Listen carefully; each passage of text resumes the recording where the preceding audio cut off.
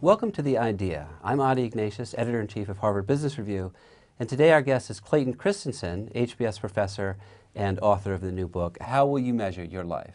Clay, welcome. Thanks for being here. Thanks for letting me come. Well, let's just dive right in. What is the big idea in this forthcoming book?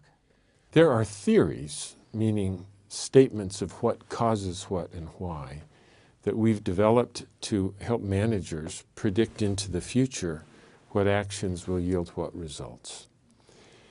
In the course where we teach these theories to our students on the last day, instead of looking at companies through the lens of these theories, we ask them to look at themselves through the lens of these theories about what causes what and why in the realm of business, to figure out, can we predict in advance what direction our life is likely to head, and if we don't want to go there but instead have a happier life, what do we need to do in order to get that result? And this grew out of an article that you actually wrote for Harvard Business Review a couple of years ago. And I'm interested, what was the response to that, and why did you decide you wanted to expand on that for a book? I've written a lot of articles for HBR, but I have never seen the impact that this has coming back to us. Literally a year and a half after it was published, I probably get 8 to 10 emails every day from somebody somewhere in the world who said that this article, How Will I Measure My Life, changed the way they think about their lives. And if I could summarize and oversimplify, I mean, you were essentially calling on people to try to lead a purpose-driven life, to figure out what the purpose is and to sort of align their life accordingly. That's correct. How do you're a person of faith. What if you're not? I mean, are you born with this sort of moral compass, or can you learn it? The way I would frame I would frame the question, how will I measure my life, in two ways. The first is there something that I can leave the world that is something bigger than me, that will help other people become better people? And the second one is, how will I measure whether I'm achieving that goal? And to me, that second measure, how to measure it, is just as important as the purpose of my life, and that is, how will I measure my life? And I decided, working my way through this, that God actually isn't an accountant, nor does he employ accountants.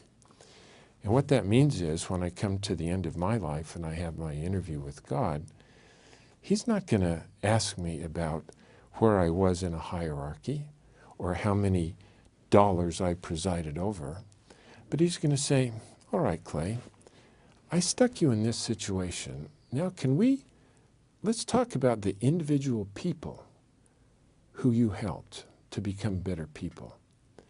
And then I stuck you in this situation. Let's talk about the individual people that you made to become better people in that context. And that made a big impact on the way I conduct my life, because every day I have to start the day thinking, well, if that's the way God is going to measure my life, I need to find today a person who I can help to become a better person. And that really has helped me be a much happier person than I ever had been before. One question is whether, everything you say, it seems it's about morality, it's about maybe personal awareness, satisfaction. Do you think it also translates into kind of a general benefit in terms of prosperity and growth? Yeah, I really do think that at the end, as society will become prosperous and peaceful, if individual people do what they need to do. And I have a fairly simple model about that, and that is, a society will become prosperous and peaceful if there are clear rules that they need to follow, and there has to be a mechanism to hold people accountable for people who do or do not follow the rules. How do you deal with the nuance that is, you know, the messiness of life? To me, because in fact life is complicated, is to be able to make the decision once, and that is, I know I'm going into a messy life, and if I have to make the decision, should I follow the rule, should I not follow the rule, every time, for me to make those decisions correctly is quite problematic. On the other hand, if as I start into my adult life, I make a commitment, I will always follow the rules, then I don't have to deal with the nuances. Because in fact, who you want to be and the impact you want to have on life is quite clear.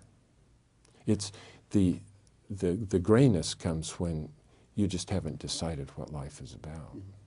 Does Harvard Business School produce graduates with a strong moral compass, and should the school consider that part of its mission? Boy, it's a great question. So I don't feel like I can say whether we graduate people who have this compass inside of them. We hope they do. We try to teach them at age 28 to 30 to have this. But I worry that someone on the outside can't retrofit people with a different heart, you know. Nobody graduates from the Harvard Business School planning to screw the world and end up in jail. Nobody plans to do that. But a scary number of them actually do. One of my classmates was Jeff Skilling. He was a good kid, you know. And so I think we can say at graduation time, everybody plans to live a life that is honest and and filled with integrity. And then something happened and they decided, you know, just this once, in this particular extenuating circumstance, I can do it because this is unique. And when they start to make that, then you end up, they become what they become. And therefore, I try to help my students to truly believe that if they follow their commitments 100% of the time, they have a chance. Mm-hmm. Yeah, to me, that's the strongest takeaway. And I think about it when you hear companies justify whatever, backdating options, well, we did it this once because it was necessary to retain personnel, and you know, but yeah, that you're basically saying, not even once. That's right. Clay, thanks very much. It was a really interesting discussion, and good luck with the book. Great to be with you. Thanks, Adi.